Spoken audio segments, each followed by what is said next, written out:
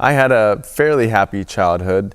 We had a lot of fun times with family during holidays. I came from a big family, and so there was always lots of cousins and aunts and uncles around, and I really enjoyed that. I played a lot of sports, basketball, football, baseball were my big three, and loved that.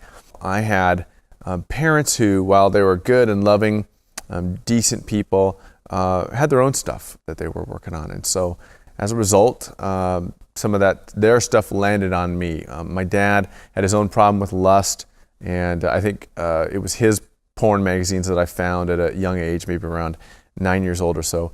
My mom had a problem with anger, and as a result, there was a lot of physical abuse going on as well. And so today, those things are really healed with my parents, but they did have an effect on me growing up, to the point where when I was introduced to pornography, it was like a daily thing, and I would go back to this day in, day out. And I actually remember seeing the people in the porn pictures and remembering looking at them and thinking, wow, I wish I could be one of those people. And I remember just looking at them thinking, they seem so free and like they're having so much fun. And so I didn't know it was called this at the time, but I actually wanted to be a porn star growing up. And so thank goodness that wasn't one of the options that the high school guidance counselors offered. So I was involved with that on a regular daily basis. And I remember growing up in the Pacific Northwest, there was a lot of moisture in the air, and so the pages had mold on them, and I kept these things for years and years. It was about that time that I started to act out some of those things that I saw in the pornography with kids in the neighborhood almost on a daily basis, from about the time of 9 years old to right around 15 or so, and got involved in seeing videos and things like that, but had a paper out, and so would act out with people around the neighborhood, etc. Because previously I was also involved in some sexual abuse. I had a female babysitter that took advantage, and a male scout leader as well. So that really messed with my trust for adults, and didn't really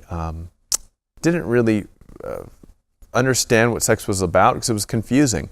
You had the feelings of excitement and pleasure mixed with feelings of fear, shame, or guilt mixed in there. And that was a bad, traumatic combination that left me acting stuff out from there on out.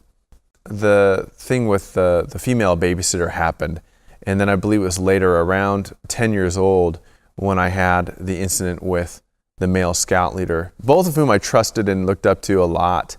And again, these things seemed exciting at the time because they were so new, but really it caused a scarring effect on me, and it damaged who I saw myself as a person and as a sexual being, and it damaged the way I saw sex and viewed that as well. In terms of what I was thinking when those things were happening, I definitely remember with the female babysitter, the things she was having me do, it just felt so new and exciting. And I also felt like there was some sort of affirmation. Of course, it would be false affirmation that, I must be pretty cool if an older girl is letting me do these things to her. The difference with the male scout leader was that I did not want to do the things that he was asking me to do, and so I felt very afraid. And I remember actually, I must have just blacked out or something, because I remember telling myself something to the effect of, if I just ignore whatever he's doing, then and not think about it and just go to sleep, then I won't be bothered by it. And so I think what I did was either just blacked out or sort of dissociated from myself at that moment. At first I didn't tell at all. In terms of the female babysitter, I didn't really see a point in telling it. It was sort of couched as a secret thing, I think, and I was very young. So probably being a boy, and boys can compartmentalize just as well as men, I didn't make a connection there.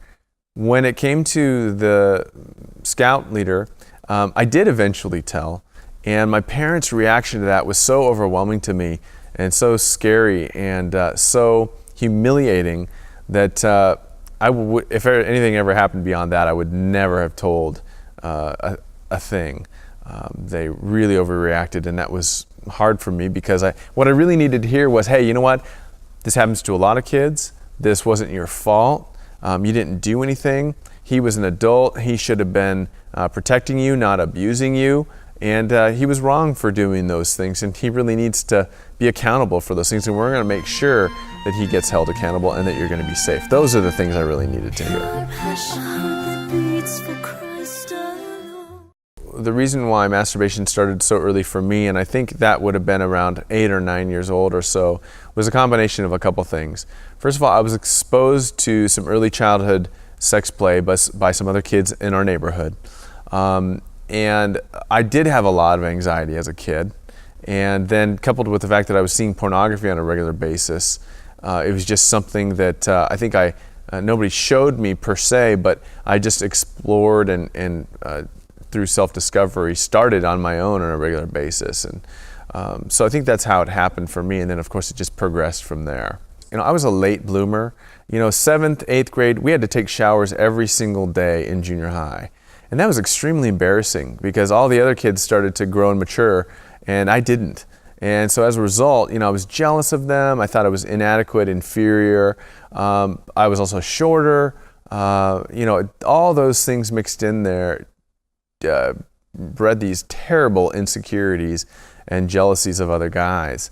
And so, I thought of myself as less than, and it still wants to creep into my thinking today. There's several times where I catch myself thinking something that's different than the way God thinks about me.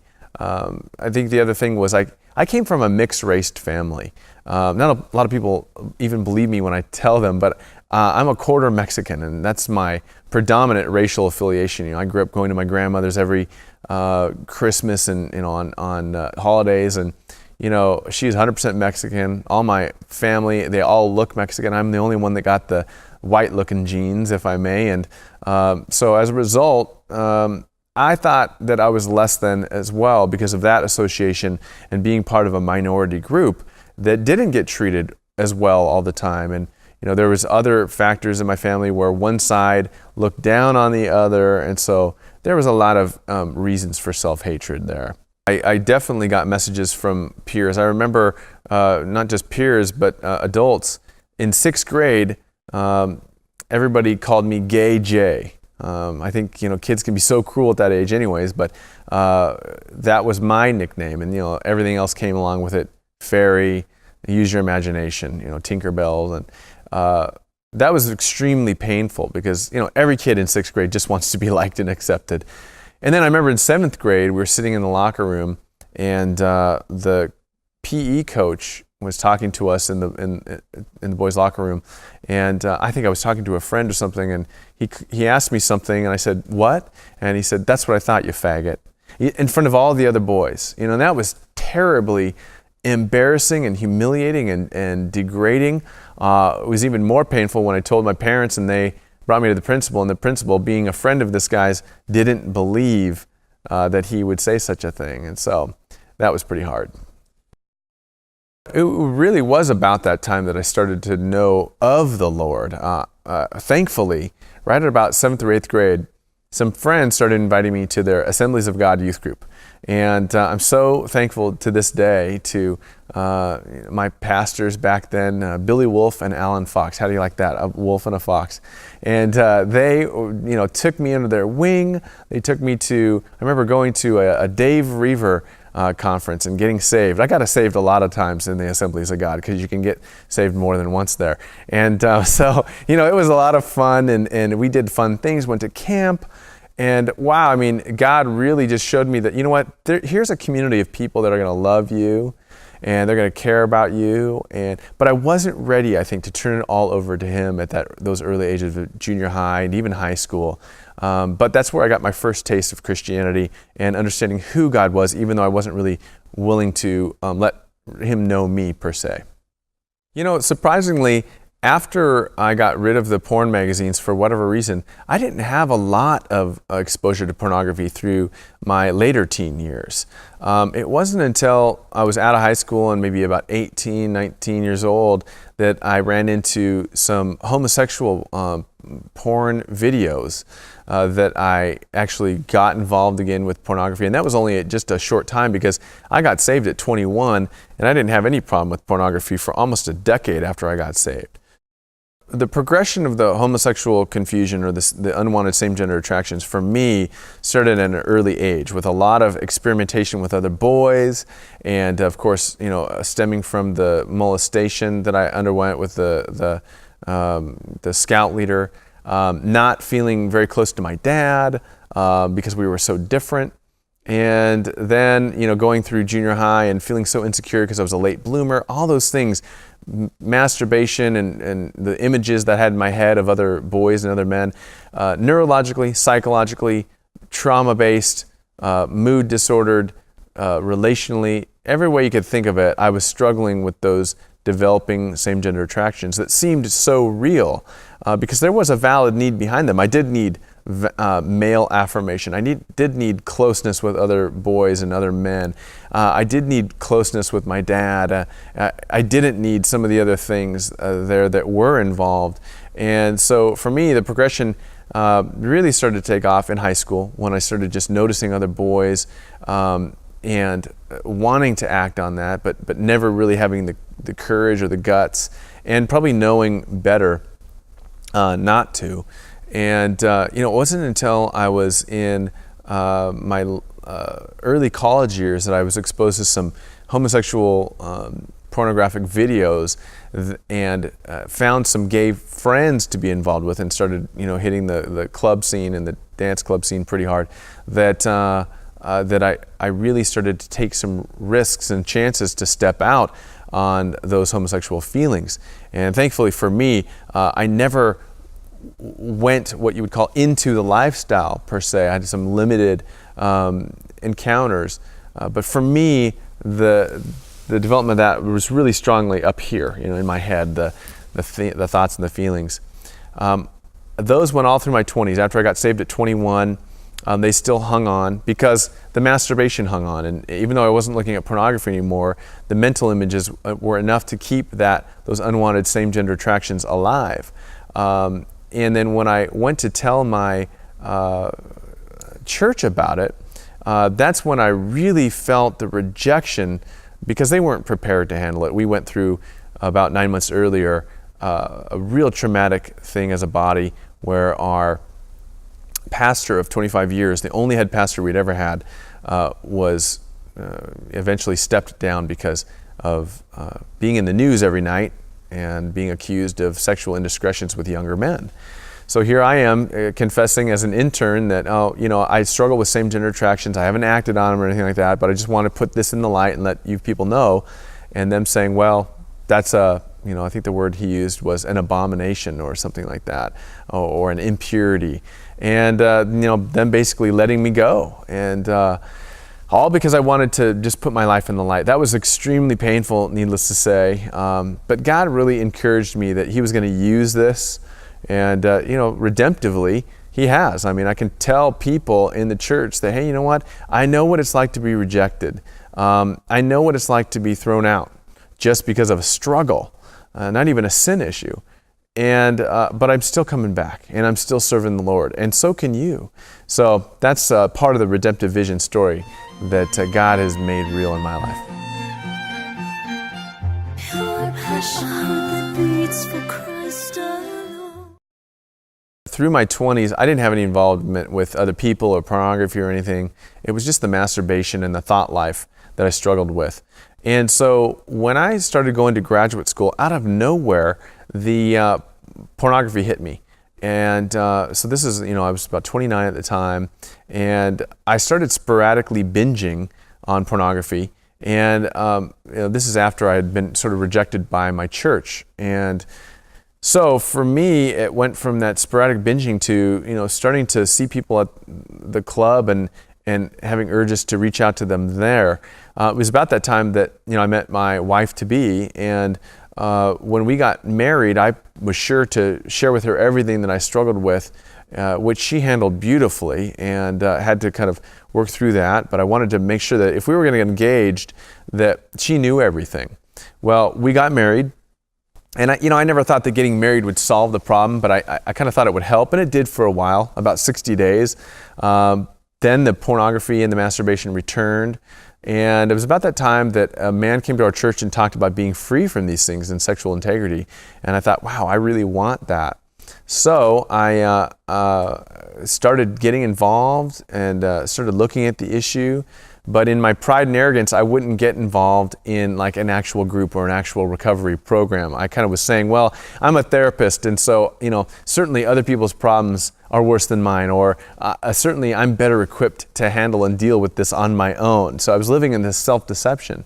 Well, I was white-knuckling it for about 7 months and didn't act out for, the longest period of my life. Troubled times came again, and I started going back to the binging. It's about 4 or 5 months of that, and my wife one day asked me, because when was the last time you acted out? Well, up until this time, I had always confessed to her if I ever slipped.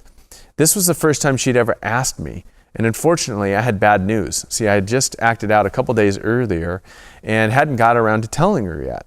And so the one time up to that point that she had asked me, and I had bad news for her. And she said, well, the saddest thing about it was that, you're basically, according to the Bible, committing adultery when you do this. Now, up until that time, I had deceived myself that, well, when it was only masturbation, well, it's only hurting me. And then when it was only pornography, well, they're not real people. So that really burst my bubble. Because I had always said, well, at least I'm not an adulterer. And I never wanted to hear those words from my wife again. I never wanted to see that look on her face again. So I got into a group, I got connected, and I started working on a program. And so as a result, the kind of freedom that I've been walking in now, 4.5 years later, is so different than before. I'm not under that bondage anymore. And I'm not gonna sit here and pretend that I'm perfect. I still have my slips. But the thing is the grace that I have now is so overwhelming when those slips happen. And being able to get back on track is so much easier. And the periods of integrity are so much longer. So, God is faithful, and I'm still in accountability to this day. I don't pretend for a minute that I couldn't go back to those old ways of bondage. What was so transforming for me was that I started getting plugged in a group on a week in, week out basis, and I started putting my life in the light and my cards on the table. I had also had some therapy, which was extremely helpful, and so I was able to bank on that. And so those two things were the main components. Plus, I started getting involved in things like the 12 steps and putting my life in the light in contrast to what those principles were teaching, learning from those. Of course, I was grounded in God's Word. I started doing some personal growth work as well, and just looking at, the ways I was doing life and how I really was not living up to my potential. I wasn't taking risks. I wasn't pursuing God's redemptive vision for my life. I was trying to live a small, safe life, and as a result, it was boring. So who wouldn't want to act out? For a lot of us, acting out is the only fun, the only adventure, and even the only exercise that we got in our addiction. So for me, I had to start taking care of myself. I got involved in running, and so my wife and I are runners. We run marathons, half marathons, and things like that. That's a thrill and a challenge, and it's good for you. Eating right, doing things like having adventurous fun. I love to travel. I love to go and do things that are outside the box, like skiing. And so it's a lot about self-care, but it was really initially about getting involved in other men's lives, letting them see into mine, and being accountable to them truly by letting them know every single week when was the last time I had crossed any of my integrity boundaries. God says, attempt things so big that unless I'm part of them, they're doomed to fail. So that's what I've tried to do. He also says, in your weaknesses, my strength will be made perfect. So I try to let him use my past to redeem my future. And so with our ministry, Healing for the Soul, counseling and coaching, we have been able to help a lot of people. And that's my heartbeat, is to do counseling with people who are sexually broken, to help people who don't have any hope, to give them help by showing them my message, not just that I'm a person who does this clinically, but that I've walked this road personally. So that's a big heartbeat of mine. Obviously, God uses our hindsight to give us insight and develop foresight. And that's what I'm really trying to be about in my life. God can heal anyone from anything indeed. And I mean, that's not just a slogan that we use for pure passion. That's the truth. I mean, He is the Redeemer. God died on the cross in the man Jesus Christ. And in doing so, He had the weight of sin of the whole world on His back. So nobody's suffered more than Him. I mean, when you've got the cumulative suffering of man on your back, that's every form of sin and brokenness right there.